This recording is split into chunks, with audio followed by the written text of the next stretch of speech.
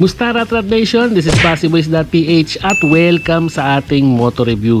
Last June 29 ay umattend tayo ng grad test ride ni Lifestyle on Wheels sa Bridgetown, Pasig. At nagkaroon tayo ng pagkakataon para ma-test ride ang bagong adventure scooter ni Fecon Philippines, ang Venture ADV 180. Kung makikita mo siya sa personal, malaki siyang tignan at maganda ang kulay white na bumagay sa decals niyang orange at yung kumikinang na gold aluminum spoke rim nito. Bago tayo mag-test ride, isang mabilisang update lang po sa specs and features ni Venture ADV 180 para in sync po tayong lahat. Para sa mga nagtatanong ng specs, 180cc, 4 valves, single cylinder, single overhead cam, liquid cooled, and electronic fuel injected.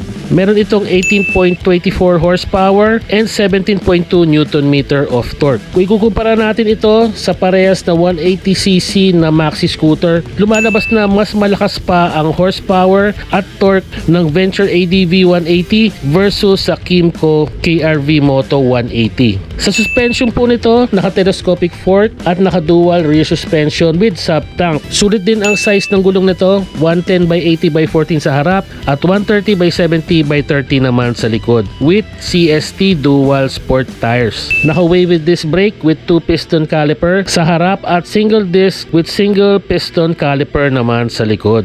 At syempre, para sa mga safety features nito, naka-OLED lighting system, naka-dual channel ABS na po ito, at meron din itong TCS or traction control system. Yan po yung dalawang importanteng safety features para sa mga adventure at maxi scooter. Meron na rin siyang built-in top rack para sa mga top box natin at di na kailangan tayong bumili ng steel rack. Seat height of 790mm na abot pa rin sa height ng Pinoy. Weighing at 137 kg, ground clearance of 160mm, at pagdating naman sa fuel tank, napakalaki ng gas tank nito, 10 liters with average fuel consumption of 42 kilometers per liter. Nagustuhan ko dito sa Venture ADV 180, may 7-inch TFT panel na mas malaki pa sa cellphone ko. Malinaw at nababasa yung mga info sa panel. Meron check engine, odometer, RPM gauge, fuel gauge, ABS indicator, TCS indicator, idle stop system indicator, at may orasan. Pwede ka rin mag-mirror view sa panel at mag-Google Map. Meron din itong front dash camera at pwede mong i-video or i-record dahil may memory card po ito. Naka-keyless system with alarm at merong secret susi. Adjustable windshield at naka-idle stop system na kahit 180cc ang gamit mo, tipid ka pa rin sa gasolina. At syempre, dahil nga ito ay adventure scooter, perfect na perfect po ito sa mga off-road at motorcycle camping. At syempre, hindi mawawala dyan ang charging port na napaka-importante sa mga riders natin para bago kayo matulog. Updated pa rin tayo sa Viva Max atin to, syempre.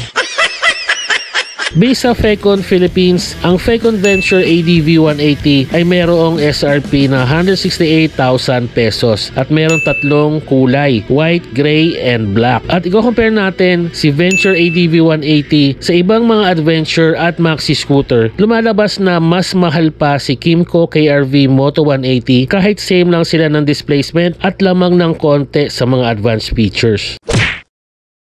So nandito naman tayo sa Fecon Motorcycle. So ito-test ride natin yung ADV 180 nila. Yan o. Tingnan natin kung maganda nga to.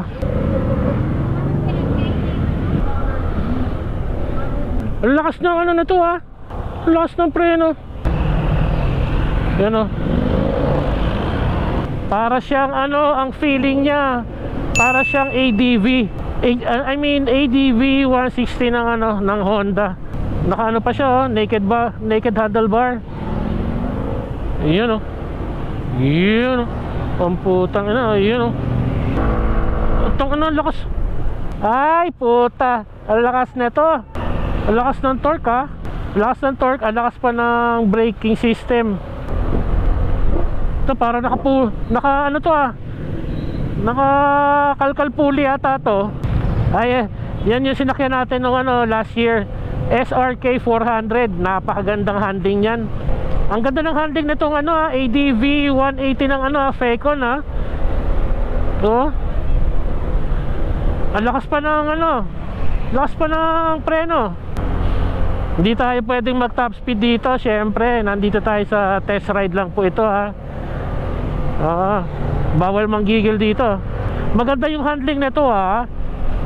Maganda handling ni ADB 180. Sitting position niya hindi masakit sa balakang, tama-tama lang. Yung braking system napakalakas, hindi siya matagtag. Oh, tangina, kapag binigay mo ng throttle talaga malakas eh. Tangina, parang nakapulit oh. Lakas eh. Oh. Based sa ating test ride, maganda ang upright sitting position ng Venture ADV 180. Hindi siya nakakangalay at komportable siyang i-drive. Sa handling naman, hindi ganon kabigat yung manibela. Smooth bawat kabig, hindi rin matagtag yung gulong. Tamang-tama lang ang lapat ng gulong sa kalsada. Malambot yung upuan, hindi masakit sa puwet. At ang gusto ko dito sa Venture ADV 180, malakas ang stopping power niya. Dahil naka-disc brake harap at likod. At yung torque or yung arangkada niya, malakas ang hatak. Kapag pinihit mo yung silinyador ng bahagya, feel mo yung torque. Para siyang naka-racing pulley. Pero all in all, maganda po ang performance niya. Hi! Sir Bayet! Musta? Basti Boys! Nauna na nag-test ride. Naana ko.